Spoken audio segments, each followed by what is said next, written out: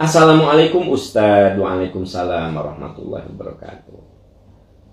Ustadz, apa benar jika kita ingin sesuatu, menghajatkan sesuatu, kita membaca sholawat? Soalnya saya pernah kalau kita ada keinginan, sholawatin aja. Ya, bagaimana menurut Ustadz? Ya, memang suka gini. Lihat mobil bagus, Allahumma sholli ala Muhammad wa ala ali Muhammad kama shollaita. Jadi katanya kalau saya di jalan lihat mobil bagus, kemudian saya kabita gitu ya. Jadi tertarik, aduh mobilnya bagus banget, aku pengen mobil kayak begitu. Allahumma sholli ala Muhammad wa ala ali Muhammad. Katanya sholawatin. Saya tidak menemukan dalil tentang hal itu, walaupun banyak orang yang mengatakan hal itu. Karena banyaknya yang dikatakan belum tentu menggambarkan kebenaran, saudara-saudara. Dengar ya. Jadi banyaknya yang mengatakan belum tentu menggambarkan kebenaran. Contoh, Anda datang ke kuburan. Betapa banyak orang yang kalau ziarah itu tabur bunga ya. Nah, banyaknya itu belum tentu menunjukkan benar. Gitu. Kan Nabi mah kalau ziarah bukan tabur bunga, tapi mendoakan. Nah, tapi paham, hampir 80% ziarah tabur bunga. Yang jadi ukuran kebenaran itu bukan yang dilakukan oleh orang banyak, tapi yang disampaikan oleh Nabi SAW. Coba saudara-saudaraku tercinta, saya ingin tanya, sholawat itu apa? Sholawat itu bukti cinta kita kepada Rasul. Bukan karena kita pengen sesuatu, pragmatis sekali hidup tuh. Kamu kenapa rajin sholawat? Orang mah nyolawatan itu tuh, nyolawatan ruko. Kak Mita, aku tertarik pingin ruko itu. Posisinya meni bagus sekali. Tiap kadinya, Allahumma sholli ala Muhammad wa ala ali Muhammad kama shollaita ala Ibrahim wa ala ali Ibrahim fil alamina innaka hamidum majid. Nah, lewat lagi ke ruko itu, Allahumma sholli ala Muhammad wa ala ali. Ya Allah, ya eta sholawat yang begitu agung kita gunakan secara pragmatis kan. Aduh, kabita ku sapeda, tiap ningali sapeda itu Allahumma sholli ala Muhammad, ya kan gitu.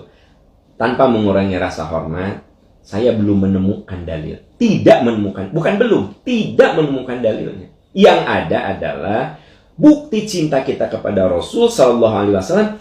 Innallaha wa malaikatahu yusholluna 'alan nabi ya ayyuhalladzina amanu shollu 'alaihi wasallimu taslima.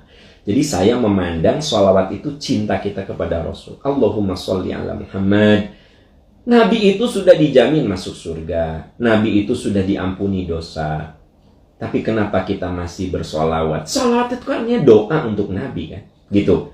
Itu wujud cinta kita kepada beliau. Dan beliau mah sebenarnya tanpa sholawat dari kita juga sudah bahagia. Nabi mah.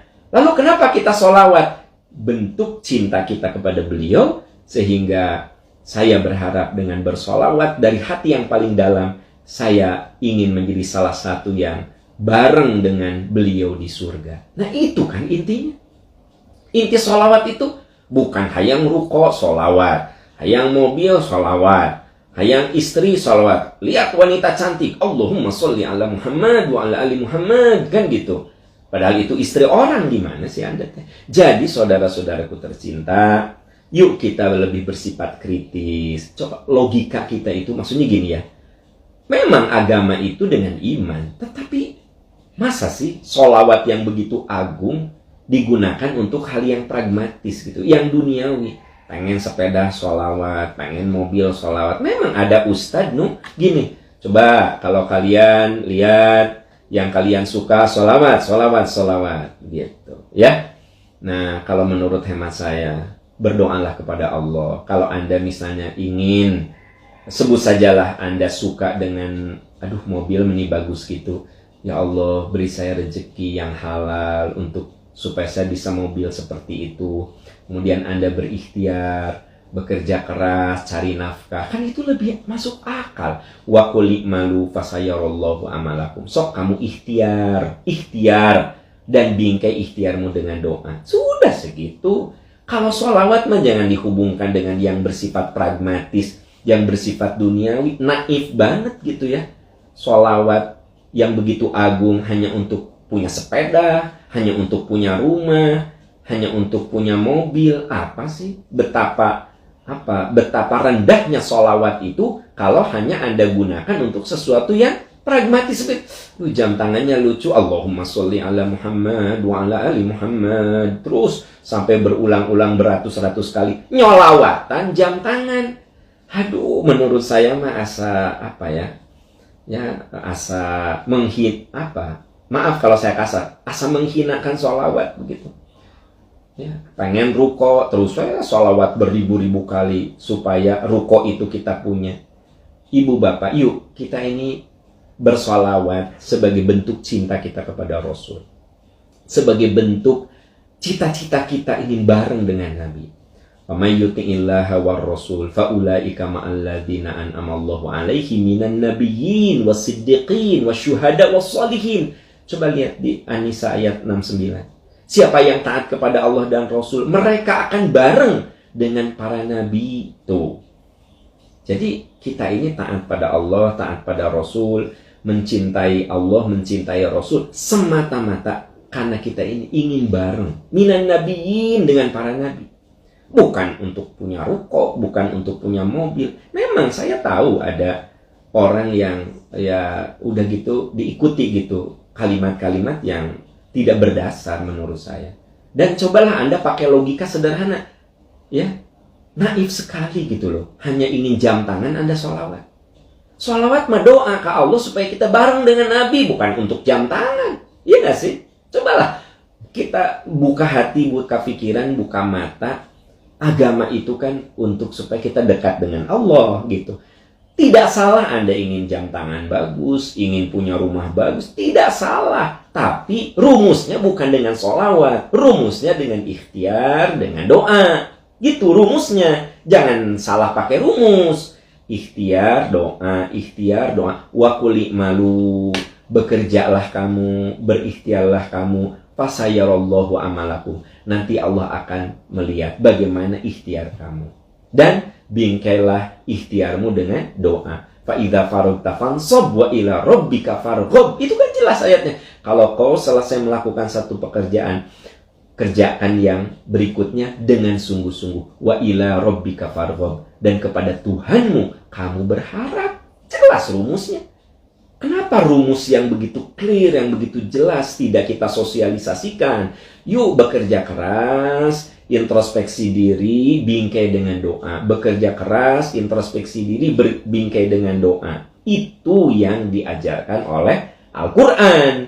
Bukan yang tadi, segala disolawatan gitu. Ningali sesepedahan budak, solawat, ya kan, pengen sesepedahan, ya gitu. Wallahu a'lam bishawab. Semoga Allah senantiasa membimbing kita dalam kebaikan. Amin ya rabbal alamin. Ya, kita beralih ke pertanyaan berikutnya. Assalamualaikum Ustadz. Waalaikumsalam warahmatullahi wabarakatuh. Ustadz, bolehkah saya membuka hijab untuk pemeriksaan oleh dokter pria? Di mana di rumah sakit rujukan itu hanya ada dokter pria yang pegang spesialisasinya, di mana pemeriksaan areanya antara wajah dan dagu serta leher karena ada benjolan. Kalau mau tidak mau harus membuka hijab. Mohon penjelasan. Ibu, ad-daruratu tubihul mahdhura. Sesuatu yang tidak boleh menjadi boleh karena kedaruratan. Jadi orang yang ahli di rumah sakit rujukan itu ahlinya adalah seorang laki-laki. Jadi ibu membuka hijab bukan membuka aurat, tetapi ibu ingin berobat. Kan beda itu. Ya. Jadi ibu, bapak, sahabat-sahabat tercinta, Islam itu agama yang sangat-sangat aplikatif. Ya. Ad-dinu yusrun. Islam itu agama mudah. Agama yang aplikatif. Benar, ibu itu tidak boleh membuka aurat di depan laki-laki yang bukan muhrim. Itu benar. Tapi jelas di leher ibu ada benjolan, ya. Kemudian di rumah sakit rujukan itu ternyata spesialisnya adalah dokter laki-laki. Ya ibu buka kerudung ibu, ya. Ibu dipegang sama dokter, leher ibu, dan seterusnya. Bahkan mohon maaf. Ada juga ibu-ibu yang nanya, Pak Am, saya ada masalah di payudara saya. Nah, apakah saya boleh membuka? Karena kan yang spesialisnya itu ya laki-laki, Pak Aang. Saya bilang, Bu, Allah Maha tahu bahwa ibu membuka itu bukan untuk memamerkan aurat, tapi membuka itu untuk berobat. Kan jelas gitu, ya. Jadi sebenarnya Islam itu agama yang sangat aplikatif. Makanya ada ayat yang luar biasa dahsyatnya. Famaniturra ghairu baghin wala adin fala itsma alaih. Siapa di antara kamu yang darurat, kamunya juga nggak mau. Ibu nggak mau membuka aurat di depan laki-laki yang bukan muhrim. Ibu nggak mau. Tapi ini harus ibu lakukan supaya ibu diobati. Ya terus apa masalahnya? Ya tidak ada masalah. Ya, itu yang disebut dengan takhfifu tarkhisin. Sesuatu itu menjadi boleh karena ada alasan syar'i. Ya, karena ada alasan syar'i. Ya. Seperti halnya seorang dokter perempuan, boleh nggak pegang laki-laki langsung dengan tangannya, disentuh? Ya kan beliau profesinya sebagai dokter. Kalau misalnya ada bagian yang memang harus dipegang, ya kan gitu. Dipegang lehernya, oh digini-gini, oh iya, nih ada benjolan nih. Kan sebagai yang ahli, beliau tahu ini benjolan apa, gitu kan, berdasarkan ilmu. Jadi dokter itu menyentuh ibu juga, seandainya dia dokter laki-laki kan tidak berdosa juga, kan begitu. Nah Bapak Ibu, sahabat-sahabat tercinta, mari kita pahami agama itu secara proporsional. Maaf, kadang-kadang ada yang gini, lebih baik ibu mati daripada ibu membuka aurat di depan laki-laki yang bukan muhrim. Maaf, itu mah bukan agama, itu mah pendapat dia. Makanya betul kata Nabi, ad-dinu yusrun, agama itu mudah, wala yusyadaddin illa ghalabah. Sebenarnya yang menyebabkan agama itu rumit, sulit, ya karena orang yang berpendapat secara berlebih-lebihan, tasyaddud, yang tadi, ya. Apa? Anda buka aurat di depan laki-laki, haram Anda, gitu. Tapi Pak Ustadz, saya kan ada benjolan, dokter harus meriksa saya. Emang di dunia ini nggak ada dokter perempuan? Ya memang ada, tapi kan ada saat dimana kita dirujuk ke rumah sakit apa, apalagi maaf, misalnya pakai fasilitas BPJS, ya kita kan nggak bisa nawar ke situ. Kita periksa, oh lebih baik mati saudara-saudara. Nah kalau menurut saya ini bukan agama, itu mah pendapat orang itu. Tasyaddud itu berlebih-lebihan. Makanya kata Nabi, ad-dinu yusrun, agama itu gampang. Wala yusyadaddin illa ghalabah. Jadi yang membuat agama itu susah karena orang tasyaddud, berpendapat berlebih-lebihan terhadap sesuatu yang sebenarnya tidak demikian. Nah gitu ya. Wallahu a'lam bishawab.